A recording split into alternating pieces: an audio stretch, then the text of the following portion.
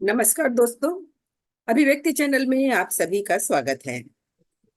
मित्रों, आइए सबसे पहले हम आज अपने विद्वान से आपका पहले परिचय करा दें। फिर हम बात करेंगे कि हम इनसे क्या पूछने जा रहे हैं। तो जैसा कि आप जानते हैं, पहचानते भी हैं कि हमारे विद्वान हैं काशी के जाने माने डॉक्टर गौतम चैटर्जी। अब इतने एपिसोड्स के बाद इनके बारे में ज्यादा परिचय देने की मुझे जरूरत ही नहीं है।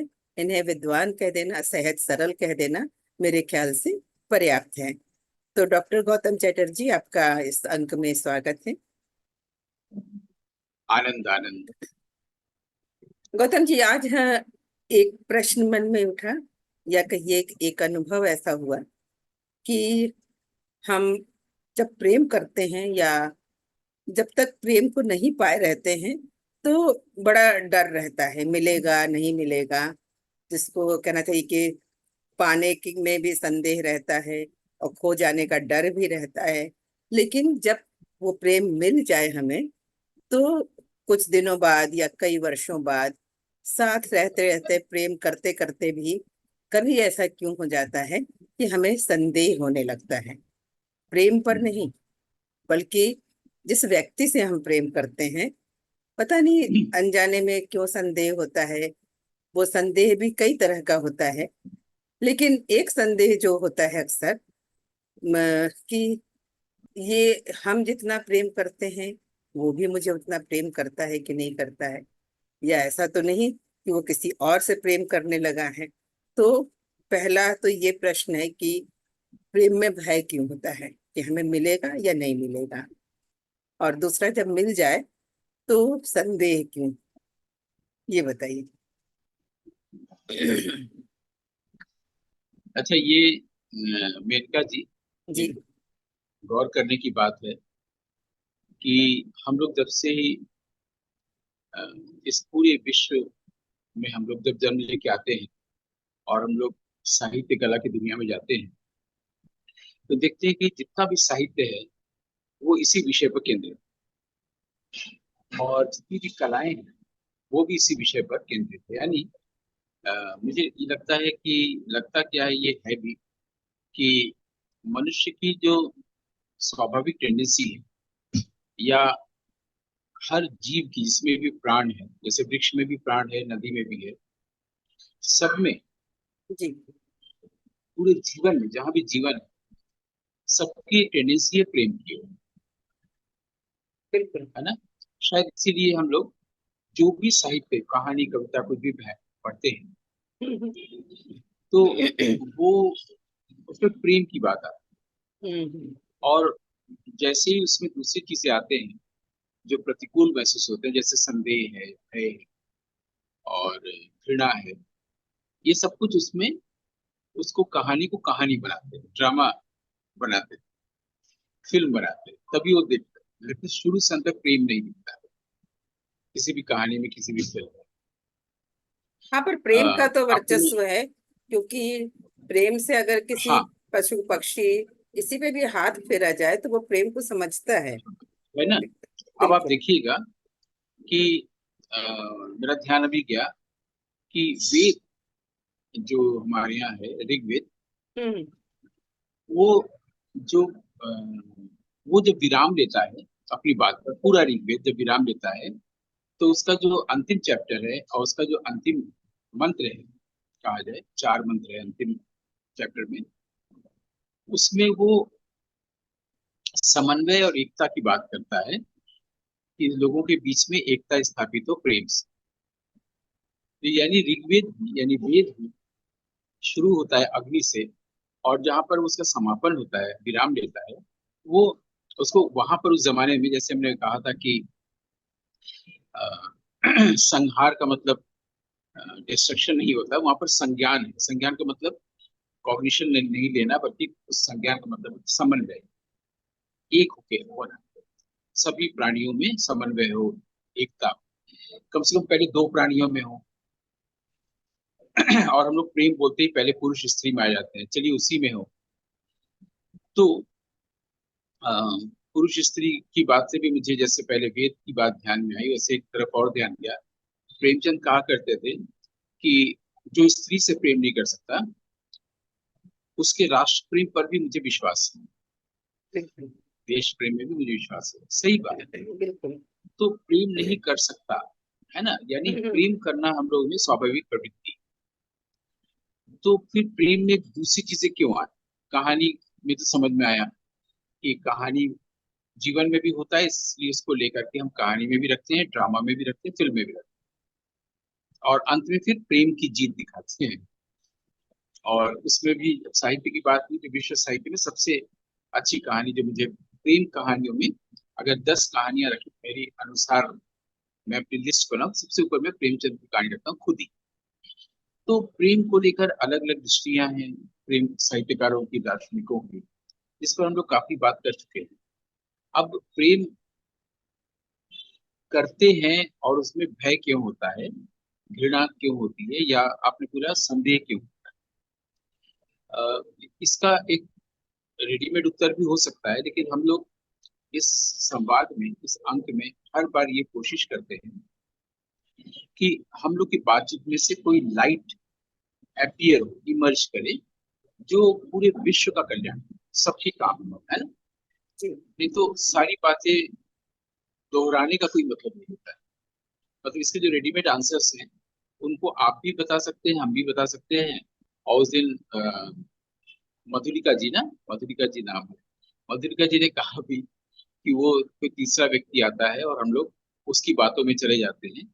वो उन्होंने एक मुहावरा ही बोला था कि कौवा कान लेके जाता है तो हम लोग अपना कान नहीं देखते, कौवे की देखते हैं। तो ये मुहावरा आखिर बनाई क्यों है, या कहावत?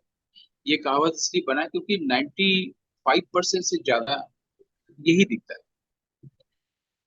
तो उस वक्त ये सोचना चाहिए, अगर यहाँ से बात शुरू करें मंदलिका जी की इस कहावत से, कि हम लोग क्यों कौवे के पीछे भागते हैं, उसका कारण सिर्फ ये है।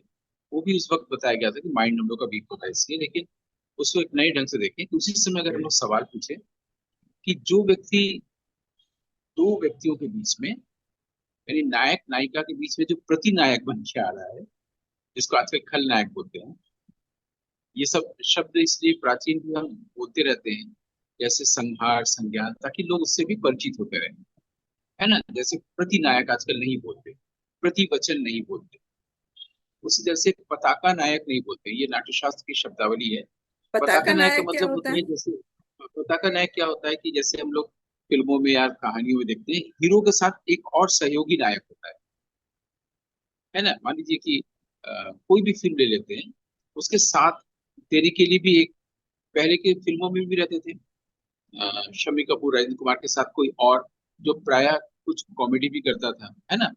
फिर बाद में भी हम लोगों ने देखा अमिताभ बच्चन, गोविंदा की फिल्मों में, कोई ये हिंदी फिल्मों में भी होता है, सब जगह होता है, सारी कहानी में होता है। ऐसा नहीं कि सिर्फ हिंदी फिल्मों में होता है, हमारे संस्कृत साहित्य में भी जो मृच्छकटिक नाटक है, तो उसमें जो मुख्य नायक है उसके साथ भी एक सहनायक, सात्विक नायक, उसका नाम है शर्मिला।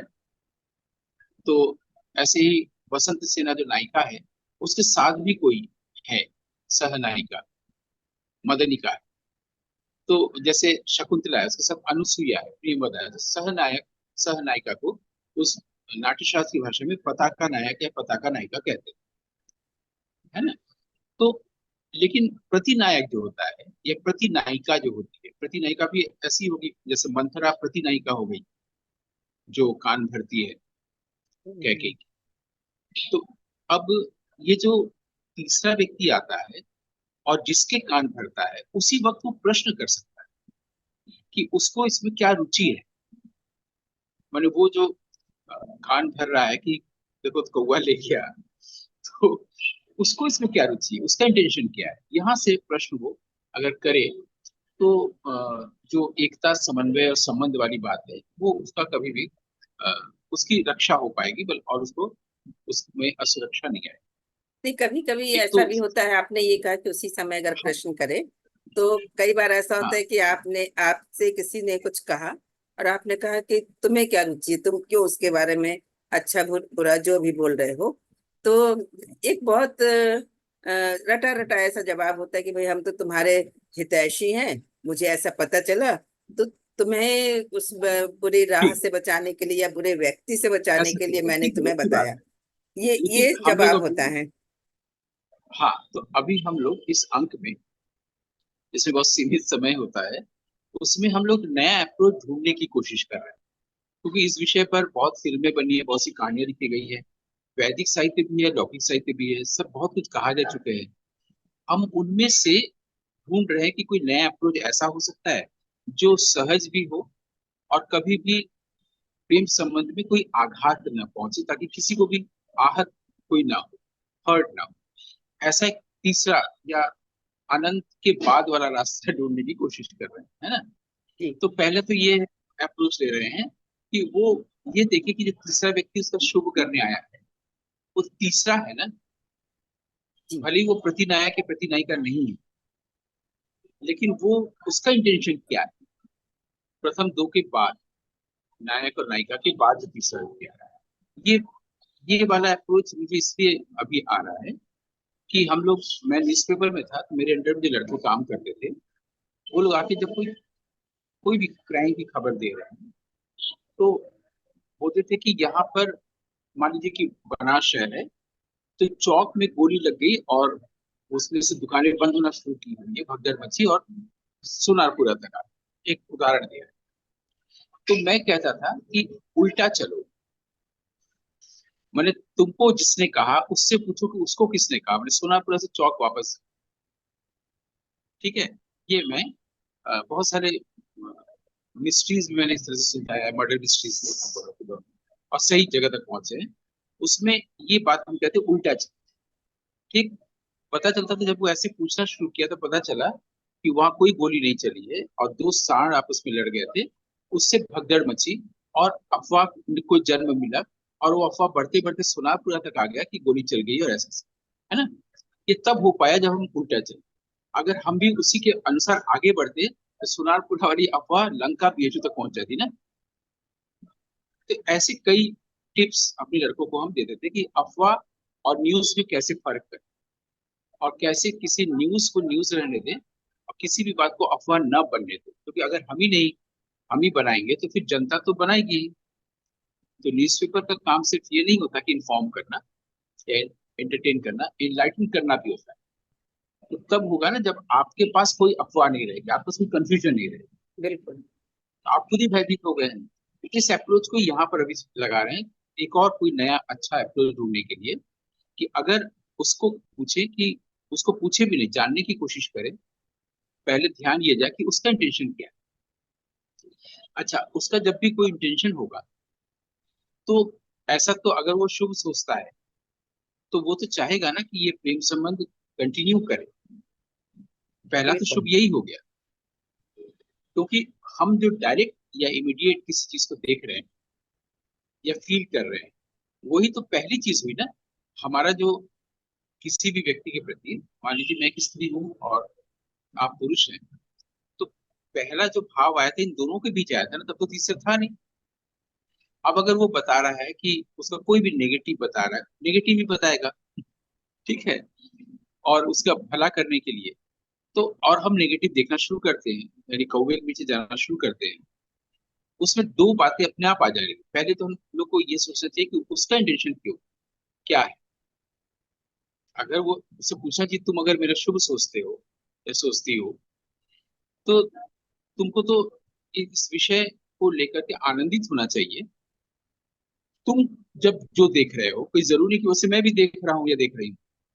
जैसे मैंने एक दिन कहा था कि कई बार हम लोग, इसी अंक में हमने शायद कहा हो कि जैसे कोई डॉक्टर होता है, वो डॉक्टर मुझे सूट करता है, उसकी दवाइयां सूट करती है, तो हम चाहते हैं कि मैं जिससे जुड़ा हुआ हूँ या जहाँ पर प्रेम संबंध है, उसको कोई प्रॉब्लम हुआ तो इसी डॉक्टर से कर संपर्क करके जल्दी उसका समाधान हो जाए, कि नहीं होता है। ऐसे ही कोई मेरा बहुत अच्छा दोस्त है, बहुत अच्छा व्यक्ति है, और कोई और दोस्त है, हम चाहते हैं कि इसको भी इससे मिला दे, ताकि इसके साथ भी वही संबंध हो जाए जो मेरा इसके साथ। लेकिन ऐसा नहीं होता है। इसका मतलब सब, सारे सोल का, हर सोल के साथ कनेक्शन अलग अलग है, डॉक्टर हो चाहे मित्र हो, है ना। क्योंकि ऐसा देखा गया है, हमारे लिए जो सूट कर रहा है वो जरूरी नहीं कि दूसरे के लिए सूट करे। हमें जो मौसम सूट कर रहा है, जरूरी नहीं कि वो उसे भी सूट करे। जैसे बॉम्बे या दिल्ली का मौसम, बॉम्बे का मौसम सबको सूट करता है, कुमार गंधर्व जी को सूट नहीं किया तो देवास में आके रहने अच्छा। लगे। तो ये मौसम के साथ भी होता है। दो हम्म। व्यक्तियों में अगर कनेक्शन हो गया है तो उसके साथ साथ बहुत सारी चीजें, क्लाइमेट है, माइक्रो क्लाइमेट है, भीतरी क्लाइमेट है, और बहुत सी ऐसी जिसको वो दोनों भी नहीं जानते। बहुत सारी चीजें, बहुत सारे फोर्सेस मिल गए होते हैं तब वो मिलते हैं।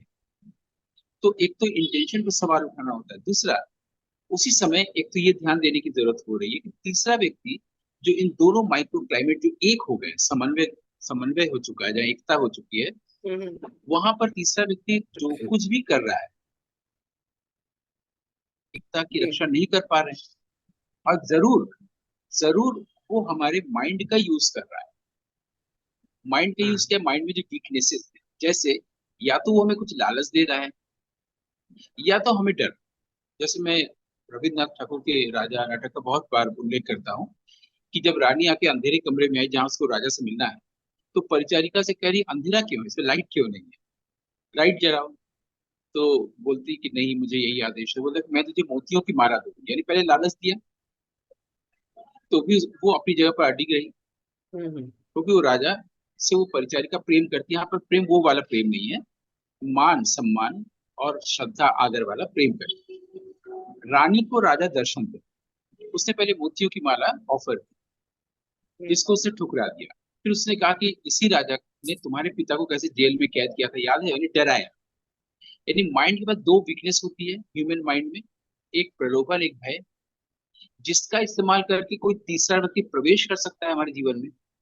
और हमें भी लगता है कि अगर ऐसा उसकी बात थोड़ी देर के लिए मान लेंगे तो हमारे ये काम हो जाएगा।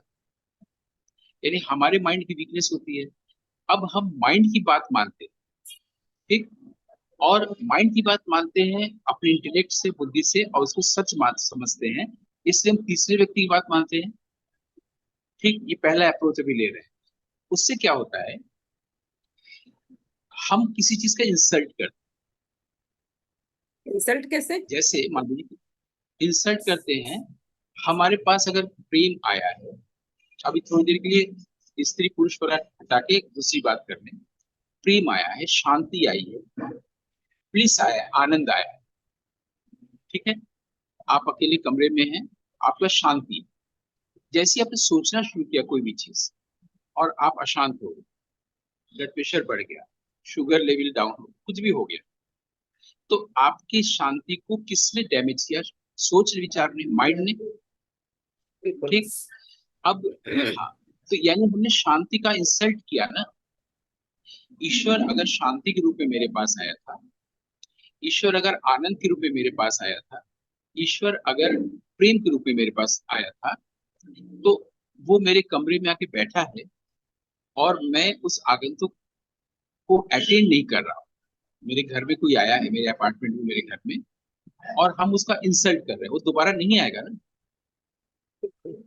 तो हम लोग ये प्रायः करते हैं कि जिससे प्रेम होता है उससे जुड़ते हैं, और उसको उसको अपने से दूर करते हैं, जिससे घृणा करते हैं उसको हर जगह से रिमूव करते हैं। उसको चाहते हैं लाइफ से, माइंड से, हर तरफ से रिमूव करें, जहाँ पर जब घृणा होती है। तो जो हमारे जीवन की अवस्था है, प्रेम की अवस्था, आनंद की अवस्था, इसको मैं ईश्वर कह रहा हूँ। ईश्वर इसके अलावा कुछ नहीं। अगर हम उसको रिमूव कर रहे हैं, हटा रहे हैं, इंसल्ट कर रहे हैं ना, दोबारा नहीं आएगा। इसमें तो घृणा करते हैं ना, हम ईश्वर से घृणा करते हैं। बिल्कुल। ईश्वर के किसी भी रूप का हम इंसल्ट कर रहे हैं, कैसे कर रहे हैं? माइंड को इंपॉर्टेंस दे करके, मन को इंपॉर्टेंस। अब आप ये मत कहिएगा घूम फिर के हम उसी विषय पर आ गए, लेकिन मेरा जो जीवन है वही तो रिफ्लेक्ट होगा हर बात में, किसी भी विषय में। तो मैं विषय को नीरस नहीं बना रहा हूँ, बल्कि उस जगह पर आ रहा हूँ जहाँ पर सत्य उद्घाटित हो। तो माइंड की बात हम यदि नहीं मानते हैं, विचार की बात नहीं मानते, सोच विचार नहीं करते, तो जो मेरे पास आया हुआ है, इसको हम कोई एक शब्द दे सकते हैं, या तो शांति, या तो आनंद, या तो प्रेम। अगर आया हुआ है ये चीज हमारे जीवन में, और अगर हम सोचने लगते हैं, सोचने लगते हैं यानी इंसल्ट करते हैं, इसका मतलब हम ईश्वर को घृणा करते हैं, प्रेम नहीं करते। भले ही हम उसके बारे में कुछ भी बोले, कितने भी भजन गाए, गीत गाए, कोई मतलब नहीं है इसका। ठीक, क्योंकि हम पहला जो तवज्जो है वो माइंड को देते हैं। माइंड को कोई भी व्यक्ति यूज कैसे कर ले रहा है, हमारी वीकनेस के कारण, यानी माइंड की वीकनेस के कारण। माइंड का मतलब है अशांति, माइंड का मतलब है डुअलिटी, कन्फ्लिक्ट, माइंड का मतलब है भय और लालच। अगर आपको भय से बचना है तो इसको हटाना पड़ेगा, सोचना नहीं। जैसी आदमी ने सोचा नहीं उस वक्त भय नहीं, जैसी सोचा उस वक्त भय। तो माइंड जो है हमेशा अपने आप को असुरक्षित पाता है, हमेशा अपने आप को पाता है, उसके पास सुरक्षा की चाह होती है। असुरक्षा का भाव, सुरक्षा की चाह, असुरक्षा का भाव, सुरक्षा की चाह, मतलब नाम क्या हुआ, माइंड, मन। इसको हम लोग अहंग भी कह सकते हैं, ईगो भी कह सकते हैं, इंटेलेक्ट या बुद्धि भी कह सकते हैं, समय भी कह सकते हैं। तो अभी बहुत सारी जगहों पर जान के समझ के हम सिर्फ एक ही शब्द ले रहे हैं, मन, क्योंकि उसका इस्तेमाल हर व्यक्ति कुछ न कुछ हर वक्त बोलता रहता है, बिल्कुल। और मन को वो अपना सबसे बड़ा मित्र मानता है। मन की इन कमजोरियों का उपयोग कोई भी कर ले रहा है, क्योंकि समय बदलेगा तो और सिद्ध होगा कि जिसने उपयोग किया वो तो प्रतिनायक प्रतिनायिका थी, मंथरा या अमरीश पुरी, है ना। तो हमें संदेह क्यों होता है, हमें भय क्यों होता है, हमारे भीतर भय और संदेह का जो डिवाइस है मन, वो पहले से, और उस डिवाइस के साथ हम वर्ण करने जाते हैं शांति का, आनंद का या प्रेम का। इस स्थिति में मैंने आपको ला दिया। अब आपका प्रश्न क्या है? नहीं, ये चीज तो आपने बहुत अच्छी बताई कि सचमुच जब हम बैठे होते हैं और जब अचानक ही सोचना शुरू करते हैं तो अशांति आ जाती है। सोचना शुरू करते हैं तो टेंशन आता है, तनाव आता है। और फिर उसके बाद हम क्या करते हैं, लॉजिक लगाने लगते हैं कि जय अच्छा इसने ऐसा कहा है तो उसका उस बार का व्यवहार शायद इसीलिए ऐसा हुआ होगा। तो ये जो है दिमाग ही है हमारा, जिसको आप विचार कहिए, मन कहिए, कि वो लॉजिक भी करता है, कॉन्स्पिरेसी भी करता है। मेन चीज ये है कि दिमाग बहुत ज्यादा जब काम करता है तो अशांति तो होती है। अब हमारा दूसरा प्रश्न ये था कि ये तो आपने बताया कि तीसरा कोई आ जाता है, लेकिन जब हमें प्रेम मिल भी जाता है, जिसको हम चाह रहे हैं वो मिल गया हमें, और मिलने के बाद भी कभी ऐसा होता है कि जब कोई तीसरा ना भी हो तो अचानक मन में क्यों संदेह पैदा होता है कि अरे आज इसने हमसे अच्छे से बात नहीं किया, या हमको सही रिस्पांस नहीं किया, या वक्त पे रिस्पांस नहीं किया, या प्रेम से रिस्पांस नहीं किया। ये बहुत सारे अलग अलग हैं जो मतलब कहना चाहिए कि फैमिली लाइफ में भी होते हैं, लवर बिलवर्ड में भी कभी कभी होते हैं। ये सारी चीजें क्यों आती हैं?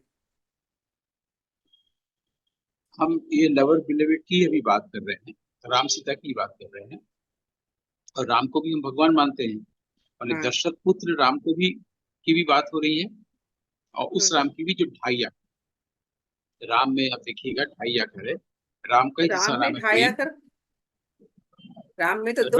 म और आ, र म और आ, राम, अच्छा। दो व्यंजन, और ये रा, र म दो अक्षर और आ, आ। जैसे प्रेम में है ढाई, हम्म। ब्रह्म में है ढाई। तो लोग प्रेम वाला लेते हैं, राम और ब्रह्म वाला छोड़ देते हैं, उनको कठिन लगता है। ये तीनों एक ही चीज है ना, हम्म। ब्रह्म माने प्रेम माने राम माने हम्म। कृष्ण माने शिव, सब तो एक ही चीज है ना।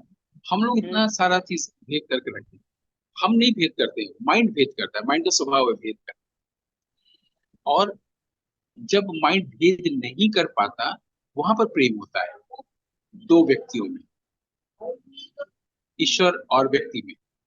जब माइंड भेद नहीं कर पाता, माइंड को भेद नहीं करने देते हैं, तब आप प्रेम की शक्ति देखिए।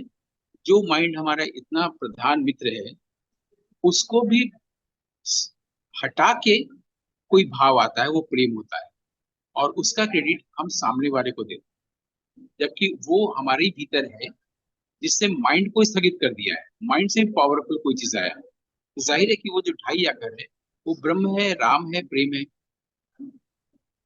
उसी राम की बात कबीर करते हैं, वो दशरथ पुत्र राम की बात नहीं कर रहे हैं। हम्म। तो उसने माइंड को भी निरस्त कर दिया, जिसको जो बहुत ज्यादा शक्तिशाली लगता है। ऐसे में हम उस ढाई आकर का वर्ण न करके, उसकी इज्जत न करके, हम माइंड को तवज्जो देने लगते हैं। बस वहीं से शुरुआत हो जाती है संदेह है तमाम चीजों के लिए, और वो आपने सोच देते हैं आपने कबीर की कि बात पुरुष क्या, लोग ऐसे होते हैं, महिला आपने लोग ऐसे कबीर होते की हैं। कबीर की जो बात कही तो नेटवर्क उस समय चला गया था, तो आप फिर से बताइए कबीर ने क्या कहा है उसी बार राम के लिए। नहीं, कबीर की बात इस तरह से आई हम्म। कि कबीर दशरथ पुत्र राम की बात नहीं कर रहे हैं। कबीर प्रेम या ब्रह्म को राम कह रहे हैं। तुलसीदास जिनको राम कह रहे हैं, वो तुलसीदास दशरथ पुत्र राम से उस राम तक जा रहे हैं जो निराकार ब्रह्म। सूरदास जी कृष्ण के साथ जो रूप है उससे उस ब्रह्म की ओर जा रहे हैं जो अरूप कृष्ण है, अरूप ब्रह्म है। और कबीर डायरेक्ट निराकार ब्रह्म की बात कर रहे हैं, उसको राम कह रहे हैं। वो राम दशरथ पुत्र या लक्ष्मण के भाई नहीं है। वो राम ढाई आकर प्रेम है, ढाई आकर ब्रह्म है, सत्य है। सत्य में भी देखिए स य और आधा त, ढाई आकर, है ना। हम लोग अपने सुविधा मतलब वाला ले लेते हैं अर्थ कबीर से। वो तो प्रेम की बात कर रहे हैं, लेकिन प्रेम किस प्रेम की? वो उस लेवल के प्रेम की जो सत्य के स्तर का है, ब्रह्म के लेवल का है, राम के स्तर का है। और इसको बचपन में हम लोग को पढ़ाया नहीं जाता है कि ढाई आकर प्रेम का। तो वो सरल सरल तो बच्चे हैं इसलिए बच्चों को समझाने को बताया जाता है। बड़े होने लगता है जब कोई आदमी बीए में क्लास में, तब उसको सही बात बतानी चाहिए। जैसे जैसे कि नहीं मैं बता रहा हूँ, हम लोग को बचपन में बताया जाता है कालिदास मूर्ख थे, जिस डाल पर बैठते थे उसी को काटते थे। और विद्युतमा के पास लोगों ने ले जाके उनको जीता दिया था, विद्युतमा की गर्भ को हरा दिया, ठीक। फिर बड़े होकर हम लोग जानते हैं कि उन्होंने ये सब ग्रंथ लिखे। हम लोग दोनों को मिला नहीं पाते। आप भारतीय किसी भी व्यक्ति से बात करिए जो साहित्य में रुचि लेता है, वो इन दोनों को आज तक नहीं मिला पाया, कोई भी भारतीय। वो भले ही विद्वान हो, भले ही साहित्यकार हो, मूर्ख वाले कालिदास और विद्वान वाले कालिदास को जोड़ नहीं पाया। क्यों? क्योंकि जिन लोगों ने हमें ये पढ़ाया है, पाठ्य पुस्तक में रखा है, उसने बीच के ब्रिज को मिस कर दिया है, उसे बताया ही नहीं है। यही व्यक्ति जो मूर्ख था, काली की उपासना करके विद्वान होता है। और जब अब विद्युतमा जिसने इसको निष्कासित कर दिया था, और अब ये आत्मनिर्वासित जीवन जी रहा था काली के पास आके, अब उसके पास काली प्रकट हुई है, माने सरस्वती प्रकट हुई है, ज्ञान प्रकट हुआ है। अब वो जाके जब बोलता है कि दरवाजा खोलो। बहुत संस्कृत इतना सरल है। हम लोग ये जानते हैं कि आवृत माने होता है बंद, अनावृत माने होता है खुलना खोलना। बहुत सीधा चीज है। वो बोल रहे हैं कि अनावृत काटंग द्वारम ते, अनावृत कर खोलो कपाट। हम लोग अखबारों में पढ़ते हैं आज बद्रीनाथ का कपाट खुला बंद हुआ, ये भी जानते हैं किवाड़ जिसको कहते हैं। और द्वार माने दरवाजा, देही माने दो। हम लोग बोलते हैं भगवती भिक्षण देही, भगवती स्त्री को कहते हैं हे भगवती तो मुझे भिक्षा दो। वैसे ही अनावृत खोलो आ गया, कपाटम कपाट हो गया, द्वारम द्वार हो गया, देही दो दरवाजा खोलो। ये सुन के विद्युतमा कहती है कि ये तो किसी विद्वान की भाषा लग रही है। अस्ति कश्चित वाग विशेष, ये किसी विद्वान की भाषा लग रही है। उनको विश्वास ही नहीं हुआ। ऐसा भी उल्टा उल्टा होता है, विश्वास से संदेह। अब देखिए यहाँ से विश्वास आ गया कि तो किसी विद्वान की भाषा, तो कि कौन बोल रहा है ये विद्युतमा बोली जो खुद विदुषी है। और उसमें कालिदास क्या कर रहे हैं? उनके जो तीन शब्द अस्ति, कश्चित और वाक माने वाक, तीन से वो तीन ग्रंथ बना दे रहे हैं। अस्थि से कुमार संभव, अच्छा। कश्चित से मेघदूत, और वाक से वो मेघ वो रघुवंशम, तीन ग्रंथ बना दे रहे हैं, है ना। ये हम लोग को नहीं बताया गया है। हम लोग से मिला नहीं पाते हैं कि जो मूर्ख कालिदास था और जो विद्वान कालिदास था जरूर दो होंगे। ऐसे विद्वानों में ये भी है कि कालिदास या तो कश्मीर में हुए हैं या उज्जैनी में हुए हैं। ये सारा भ्रम माइंड का है विद्वानों के बीच। तो हम लोग को ऐसे पढ़ाया नहीं जाता है, इसलिए हम लोग ऐसे बस वो सूचनाएं लेके सारा जीवन रह लेते हैं। कालिदास तो मूर्ख थे, कालिदास ने अभिज्ञान शाकुंतलम लिखा, दोनों मिल ही नहीं रहा है, बीच का ब्रिज कटा हुआ है ना। ठीक उसी तरीके से हम लोग इसमें आ रहे हैं कबीर के ढाई आकर। तो ये जो प्रेम है या ब्रह्म है, ये जो राम है, वो जब हमारे पास आया हुआ है, और अगर हम मन के संदेह भय आदि की तरफ जा रहे हैं, घृणा की ओर, तो यानी हम इसका इंसल्ट कर रहे हैं ना जो आया हुआ है, वो दोबारा कैसे आएगा? हम उसको रिमूव कर रहे हैं, इंसल्ट कर रहे हैं, हटा रहे हैं। घृणा का तो यही चरित्र होता है ना, हम जिससे घृणा करते हैं उसको अपने जीवन के हर जगह से हटाना चाहते हैं। तो जरूर कोई ईर्ष्या कर रहा है इस प्रेम का, जो इसको हटाना चाहता है। उसका कोई इंटेंशन है, उसका इंटेंशन है कि राम राजा न बने, भरत बने। तो उसका इंटेंशन क्या है पहले अगर जान ले, उल्टा चले और अपने मन पर विश्वास न करे।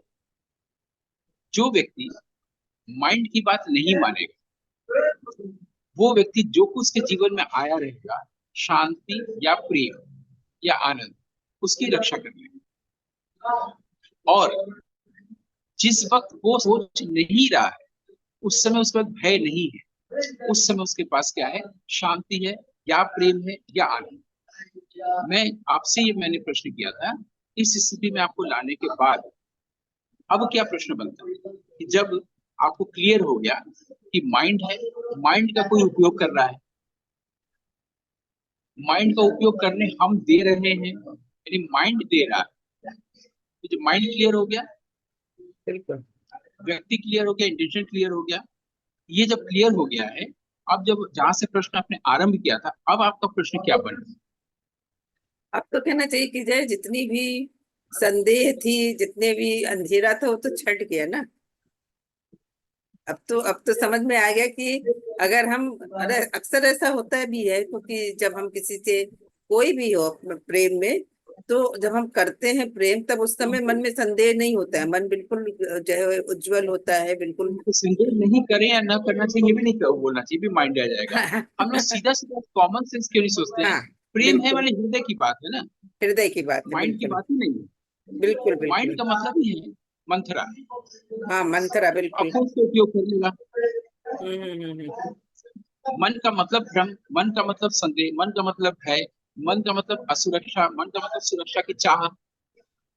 बिल्कुल और हृदय बिल्कुल का मतलब प्रेम, हृदय का मतलब शांति, हृदय का मतलब बिल्कुल ब्रह्म, हृदय का मतलब राम, हृदय का मतलब कबीर। ये एकदम बिल्कुल। क्लियर कॉमन सेंस बात है, लोगों को नहीं समझ में भले ही आ रहे, लेकिन आमतौर पर ये ऐसे मेरे लड़के समझ गए न्यूज़पेपर में, उल्टा चलो, और वो जर्नलिस्ट बन गए जीवन भर के लिए। जर्नलिस्टिक अप्रोच क्या होता है, जैसे साइंटिफिक टेम्परामेंट होता है, जैसे जर्नलिस्टिक टेम्परामेंट होता है। तो अब वो हम्म। अफवाह कभी नहीं लिखेगा, वो अफवाह नहीं फैलाएगा ना। उसी तरह से जो प्रेम को समझ लेगा, वो प्रेम फैलाएगा, भय असुरक्षा नहीं फैलाएगा। बिल्कुल बिल्कुल। बहुत बहुत अच्छी बात आपने कही। सबसे अच्छा तो ये लगा कि जब हम किसी को माइंड का यूज करने देते हैं, तब हम इन सारे जाल में या कुचक्र में फंसते हैं। अगर हम किसी को माइंड का उपयोग ना करने दें अपने, तो फिर तो जो है आनंद ही आनंद है। राम है, इसका कृष्ण मतलब है। है कि ईश्वर भी जब आएगा, हमारे सामने प्रकट होगा, हम्म। तो हम माइंड का इस्तेमाल करेंगे, माइंड का इस्तेमाल किसी को करने देंगे, ईश्वर का इंसल्ट करेंगे। ईश्वर दोबारा हमारे घर आएगा ही नहीं, सोफे पर हाँ, बैठेगा ही नहीं, हम उसको चाय ऑफर करना चाहिए था, हमने इंसल्ट कर दिया ना। बिल्कुल और ये आएगा नहीं। जो अभी होता है, अभी का मतलब ईश्वर होता है, अभी का मतलब शांति, प्रेम और आनंद होता है। अभी अगर हम सोच रहे हैं, तो इस अभी का इंसल्ट कर रहे हैं, प्रेम का इंसल्ट कर रहे हैं। ये एक अनुभूति है। अगर हम बिल्कुल अभी में हैं तो हम प्रेम के साथ, शांति के बिल्कुल साथ, वहां भय नहीं है, वहां कोई दोष नहीं है, हम ईश्वर के साथ हैं। और इस अभी से आप कुछ भी सवाल पूछिए, इस अभी से आप कोई भी निर्णय लेके देखिए क्या होता है। वो बिल्कुल निर्णय ईश्वर का होता है, वो प्रश्न ईश्वर का होता है, वो उत्तर ईश्वर का होता है, वो सारी चीज ईश्वर का होता है। फिर अब बिल्कुल आपने ईगो जैसे बकरी के सामने शेर खड़ा कर दिया ईश्वर का, अभी में जब आ गए, तो माइंड निरस्त, ईगो निरस्त, समय निरस्त, सब कुछ निरस्त। यहाँ से आप कोई भी प्रश्न करिए, बातचीत करिए और करके देखिए, यहाँ है मन अभी है, यानी आपके पास शांति है, प्रेम है, आनंद है। सोचना शुरू, मने भय है, असुरक्षा है, ईर्ष्या डर है। और इसका इस्तेमाल करने के लिए कोई रूप आ जाएगा, जिसको कहानियों में, नाटकों में, फिल्मों में हम लोग प्रतिनायक कहते हैं। बिल्कुल बिल्कुल। बहुत अच्छी बात बताई आपने। सबसे अच्छा तो ये लगा कि जब वास्तव में हम सोचना शुरू करते हैं, वहीं से अशांति आती है। सबसे बड़ी बात ये है। नहीं तो जो है, अगर हम अपने माइंड का यूज ना करें, हृदय से मतलब काम लें, तो आनंद ही है, प्रेम ही है, राम है, कृष्ण है, सब कुछ है। तो बहुत अच्छी एक आपने प्रकाश दिखाया कि हम अपने माइंड का खुद भी उपयोग ना करें और दूसरों को भी ना करने दें। तो जीवन में ना जो है खोने का डर रहेगा, ना पाने की बेचैनी रहेगी, कुछ भी नहीं रहेगा। तब एक जो है शाश्वत प्रेम रहेगा, वैसा ही जैसे राम प्रेम है। को हम शाश्वत कर रहे हैं, शाश्वत प्रेम नहीं रहेगा को ऐसे बोले, प्रेम को हम शाश्वत बना रहते होते हैं। अब उसमें समन्वय और एकता आ गई है, आपको इसको तोड़ नहीं सकते, बिल्कुल। क्योंकि हमने वहां पर बकरी के आगे या कोई और के आगे शेर बैठा लायन। प्रेम कर रहा व्यक्ति शेर होता है या शेरनी होती है, उसकी एक दहाड़ पे पूरे जंगल के पशु पक्षी भाग जाते हैं। बिल्कुल। जो शेर है वो दहाड़ेगा, जो शेर नहीं होगा वही, उसी के पास से या तो बकरी की आवाज निकलेगी या किसी और की आवाज निकलेगी ना, या लोमड़ी की या सियार की। बिल्कुल। बिल्कुल। तो मित्रों, आप भी समझ ही गए होंगे कि हम अपने माइंड का खुद भी उपयोग ना करें, मन मन की बात ना माने, मन के गुलाम ना हो, और हृदय की बात माने। और सबसे बड़ी बात तो हम ये कहते हैं कि हमारे विद्वान को आप सिर्फ सुनिए, और सुनने के बाद देखिए आपके मन में अपने आप एक प्रकाश जागेगा। और अगर आपने सुनने को सही अर्थ में सुना तो आपके मन में प्रकाश जागा, और आप हमें कमेंट करके जरूर बताएंगे। फिलहाल हम अपने विद्वान डॉक्टर गौतम चटर्जी का आभार व्यक्त करते हैं, धन्यवाद करते हैं कि आप हमारे अंक में आए और आपने हमें इतनी अच्छी बातें जीवन से जुड़ी, जो हमारे जीवन की समस्या थी, उसको हल किया। आनंद आनंद।